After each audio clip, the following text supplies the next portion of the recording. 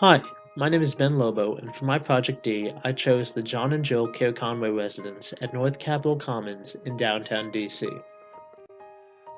The aim of the project is to provide affordable housing to veterans and the less fortunate. It features 124 micro apartments, with 60 of them going towards those who are currently homeless. 47 apartments are to be prioritized for those making 60% of the median area income, and 17 apartments for those who make 30%.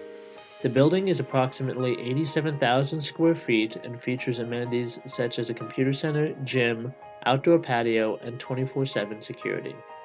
The first two floors will feature offices for personnel as well as caseworkers to help those who need it. The owners of the project are the government and McCormick Baron Salazar, who entered into a public-private partnership agreement. This was not explicitly stated, but I inferred it based on the fact that a large source of the funding came from various government agencies. McCormick Baron Salazar also partnered with Community Solutions, a national nonprofit organization who helped make this project happen. The design was completed by Sorg Architects, and the general contractor was GCS Siegel Construction. The delivery method was design bid build, and the contract type was a lump sum. The final cost of construction came out to be approximately $120 million. Sorg Architects was chosen based on their qualification and experience in the area. Their staggered block design features floor-to-ceiling glazing, which allows for increased natural light into the apartments as well as hallways. The design was also meant to allow for multiple viewpoints of our nation's capital. The building was designed to be LEED silver and was constructed using recyclable materials. Lastly, the design was meant to stand out from the architecture of the surrounding buildings. In the pictures, you can see a general profile view of the buildings as well as a typical floor plan. Each apartment is approximately 360 square feet. GCS Eagle was awarded the project in September 2014, and the project was initially supposed to be completed by December 2015. This time period seems relatively short given the size of the building and the scope of the work. The project was originally bid at $90 million, but due to changes in scope, the final price ended up being closer to $120 million.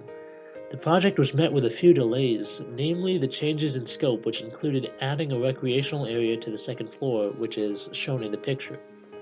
One of the subcontractors ended up walking away from the project, which also led to delays as GCS Siegel looked to find a replacement. The project also suffered from numerous break-ins, which no doubt added to the duration of the project. Construction was completed in August 2016. Given the significance of this project, there were many parties that were involved in the financing. Government entities like the Department of Housing and Community Development, DC Housing Finance Agency, and Department of General Services were involved. The project received low-income housing tax credits as well as tax-exempt bonds. The project also received heavy support from the DC Mayor's office. Various development agencies like City Community Development, Chase Community Development Banking, and the Federal Home Loan Bank of Pittsburgh also were involved. I also think it's worth noting that John Conway, for whom the building was named after, was Canadian.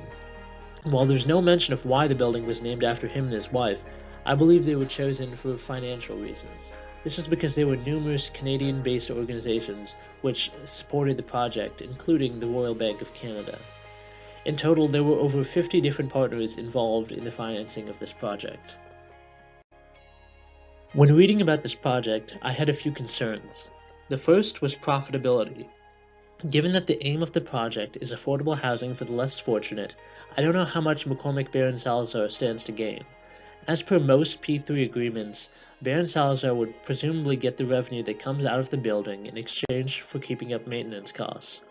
Once you subtract the maintenance costs from the revenue, which in this case would just be the lower prices that the tenants are paying in rent, it doesn't seem like much.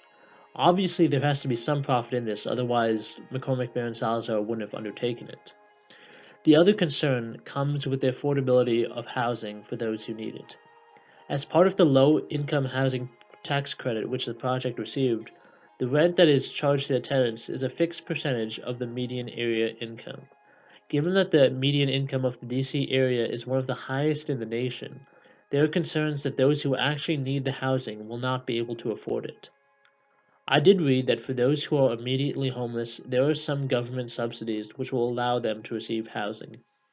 However, it was not made clear how much this subsidy would cover and who would be eligible to receive it.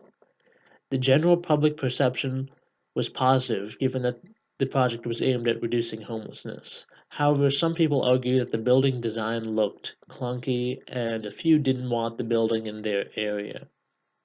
Overall, the John and Jail Care Conway residence is projected to reduce the homelessness population in the DC area by about 10%.